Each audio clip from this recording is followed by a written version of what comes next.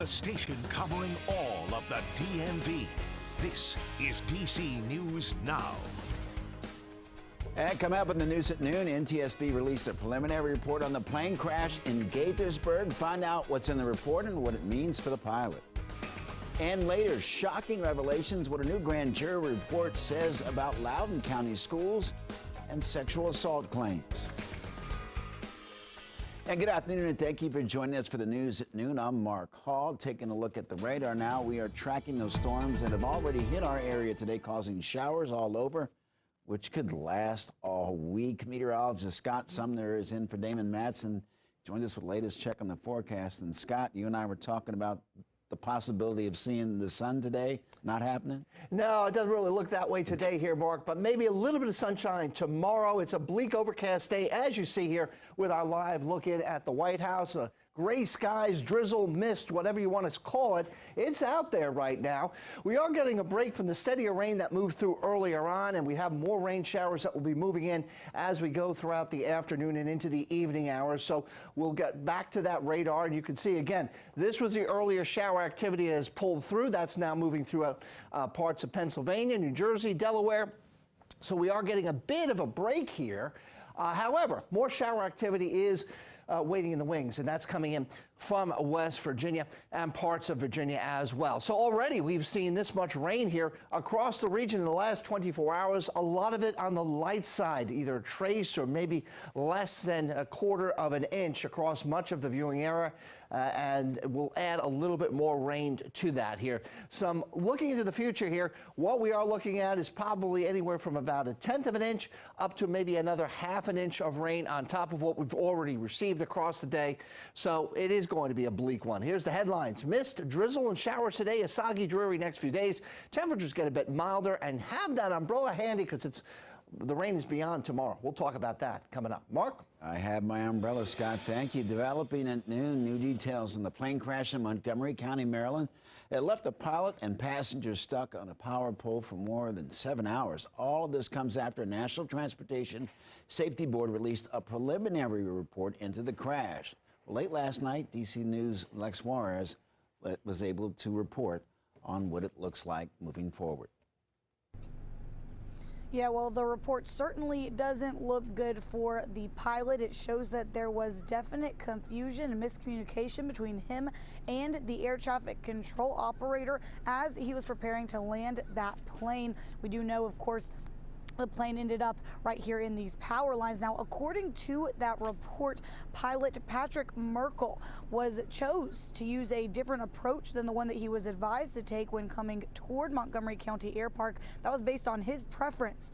While he made his way toward the airport, there was more confusion as he mistyped information from flight control into his instruments in the plane, and that caused the plane to make a series of left and right turns, almost turn around, and at one point head 100 degrees in the wrong direction. All of these course corrections before realizing he had mistyped that information. Now, the report also notes that he was flying below the minimum altitude while coming in, and we know from the 911 call, and the report actually quotes the 911 call, Pilot Merkel said he was flying too low, that he could see the ground, but he couldn't see directly in front of the plane. Now, something else that's important to note here that's in the report is that there was another plane that was headed towards Montgomery County Air Park, and they asked air traffic control to divert them to another airport because of the weather at the time. We know that Pilot Merkel didn't do that, ended up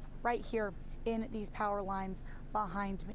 Now, it is important to remember that this is just a preliminary report, so as that investigation continues with the NTSB, we can expect it to take at least another 12 months before the probable cause is released from them. In Gaithersburg, Lex Juarez, DC News Now. Thank you, Lex. New at noon, a student was hit by a car in Inwood, West Virginia this morning. It happened as they were crossing the road to get on the bus. The student was conscious when they were transported to the local hospital. We're working to confirm more details on this story. Well, covering the metro this afternoon, how would you feel about your train being operated by a computer, not a person? It's called automatic train operation. It's nothing new for Metro, but it hasn't been around since the deadly Fort Totten crash over a decade ago. Now, officials with the transit agency are looking to bring it back. Some background here: when Metro Rail debuted back in 1976, it was built to support what's known as automatic train operation, or ATO, which is when the starting and stopping of the trains are automatic, but an operator is still on board and still has to open the doors. But after the 2009 crash at Fort Totten, where one train slammed into another, killing 9 people, ATO was indefinitely suspended, and now, after several investigations show that ATO was not the cause of that crash, Metro officials want to bring it back. They say for riders, it would mean a smoother commute with much less stop and go, and it would also remove human error. Officials say the goal is to have all Metro lines back on automated control by the end of next year. Also on Metro today, a look at some improvements that could be coming your way next year as Metro's new general manager gets ready to present his first budget proposal later this week. We're getting a better look at what might be changing next year. Goal is to have Metro trains running every 3 to 6 minutes on some of the transit agency's busiest corridors, and trains every 8 to 12 minutes elsewhere. Now, also, Metro wants to change their fares work. Instead of having prices differ depending on time of day that you travel, next year that could change to fares only being priced based on the distance you travel. And lastly, Metro wants to make it easier for those who are struggling financially. They plan to implement a low-income program where people who qualify would be able to get 50% off of Metro fares. Stay with DC News Now for continuing coverage on Metro. It's shaping up to be a busy week for the transit agency, and we expect to learn more about both the upcoming budget and the automatic transit operation on Thursday during Metro's board meeting. Well, developing now, a new report in Loudoun County revealing alleged mishandling of 2 sexual assault cases at 2 separate schools by the same student. Northern Virginia reporter Max Marcilla has more on what the special grand jury found. I think on multiple levels, you have seen, according to this grand jury report, failures by the local school board administrators and the school board. A 91-page report by a special grand jury outlines all the wrongdoings by multiple agencies, especially the Loudoun County School District, but stops short of saying there was a cover-up, instead saying they believe LCPS administrators were looking out for their own interests. Attorney General Jason Miyares impaneled the grand jury. I think you saw a real breakdown on multiple levels, both in communications and accountability and transparency. In an interview with DC News Now, Miyares said his office is reviewing all options as far as future criminal indictments, but there were none outlined in this report. One of the victims' families said in a statement they hope the grand jury's work is not yet done and that individuals will be held legally accountable.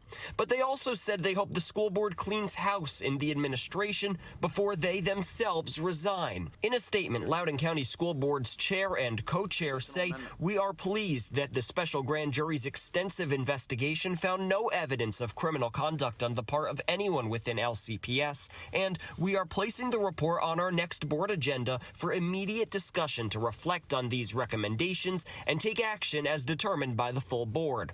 8 recommendations were outlined in the report. The first, LCPS should include more information when sharing details of significant incidents with parents, staff, students, and the community. Also, LCPS should re-examine its transfer process and improve communication and cooperation across agencies, including the sheriff's office.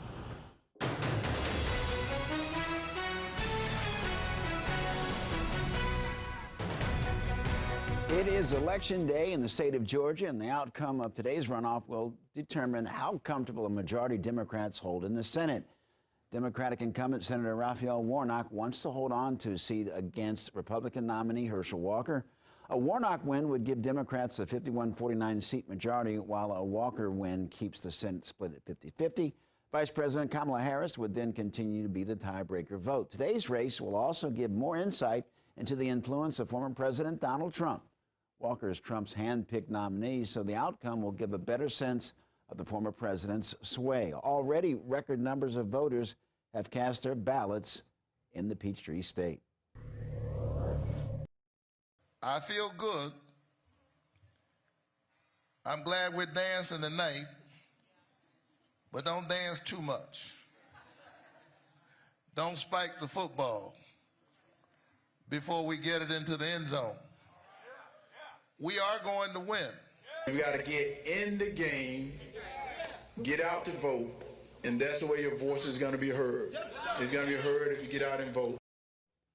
During early voting, nearly 2 million ballots have already been cast, half of the 4 million votes cast in the general election last month. In a speech yesterday, Warnock called a vote for him a vote for unity and relief. We want relief from leaders who can't even see us. We want relief from the folk who are trying to divide us. Because folk who have no vision traffic in division. They do not know how to lead us, and so they're trying to divide us. We want relief. We want relief. On the other side, Walker is pushing for high voter turnout in hopes to create more trust in the national government. This is about turnout. This is about turnout, and now that means that we got to get in the game, and we can't sit on the sideline anymore. Because if we sit on the sideline, y'all see what we're going to get. We're going to get people that's you can't trust anymore. Well, the race is extremely tight, and heading into Election Day, Warnock is clinging to a slim lead in the polls. According to data for Progress, he leads by 2 points, holding a 51% of the vote. Warnock holds a similar lead across polls from Emerson College, Insider Advantage, and Patriot Polling.